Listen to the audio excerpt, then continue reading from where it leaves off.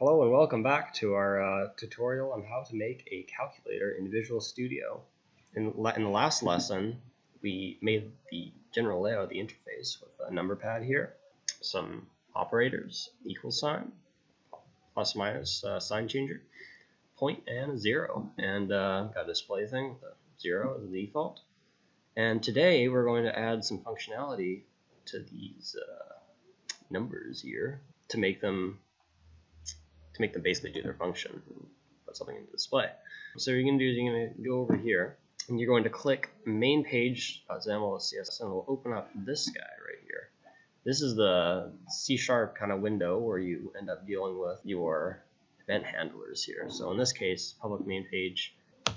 So anyways, event handlers are pretty cool. And so we're going to add event handlers for all of our buttons by basically double clicking on them in this view. So pretty simple. Hover over one here, double click it, and if I go back to, well, put me back here, we got an event handler made for it. One click, which is the thing we made for it here, name is one. So when one is clicked, we can put an operation here. So now we're going to do this for all of the other ones. Number two, boom, and zero click. And we're going to add the point as well. So this is all well and dandy, but our buttons aren't really going to do anything when we hit them. We'll do operators later, a little more complicated. But for now, we're going to make a method. It's going to look a lot like what Wayne does. Public void, call it the number, because it's essentially the number that you're inputting. So we call it input number, but I'm going to call it with an integer of z. Boop, and boop. So first of all, we're going to have an integer variable, which we'll call this number, which will make equal to z, which will be defined in each of our clicks. We'll just call it a different time. So let's just do that right now. So in one click, and put 1 as what we're basically replacing z with. And then we're going to do this for all the other ones. 2, boom. 0 will be 0. Now, and point click, we'll come back to it. So now we're going to have an if here. So if the display text, we're going to call the display here, display text length, make sure you do your capitals here, and is less than, so if the display text is length is basically less than a certain value, which you can kind of do a bit of trial and error with, we'll say maybe 14 here.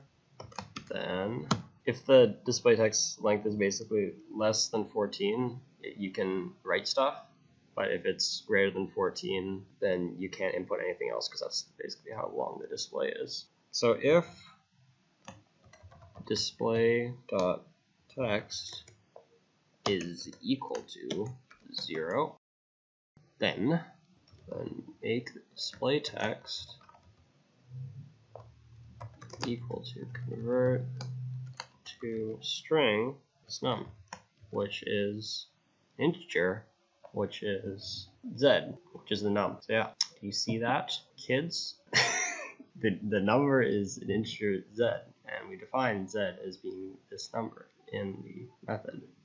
Therefore, this number will be whatever you basically input here. Now you're done. Else, if this isn't the case, if display text is not equal to 0, then we basically just add it to the display. So display.text equals display.text, whatever you started with, plus whatever your input is, which is this bit of code, this num, semicolon. Nice. Welcome back. So now we're gonna make a point. Point down here. First, we want to make a public bool of point equal to true. So basically, initially, this boolean variable will be true, and we can mess with it later. Point click is actually very similar to the number. So we're going to copy some of this code actually, except we're going to take out this guy. Don't need that. So if point is true, then it's going to call this bit of code. The display text will basically be equal to 0 point. So if there's a 0, we're just going to add point, or in this case, just make it 0. So else display text will be display text plus point. Okay, and so at the end of point, we're gonna make pt equal to false because we don't want to add another point to the same number. Now if we go back to our main page, we click local machine. We click 9, 8, 7, 4, 5, 6, 3, 1, 2. We get a bunch of numbers. Point, we can add a point. And if we try to add another point, it doesn't work. Well, I guess that was our maximum amount of characters. I guess we could add a few more here. So maybe 1, 2, maybe 3. So we can go back to XAML, CS. It all depends on how you make your calculator. We'll add 3 to it, so make it 17. Make this one 17 as well. That's basically our maximum characters. Control-Shift-S to save everything. Go back to local machine. And what do you know? It works out. So it looks like 17 was perfect for our calculator here. So I just summarize things. We added functionality to each of our numbers, or each of our buttons. Calls this number, adds the defined string. If we add a point, we can only add one, and we can add it wherever we want now.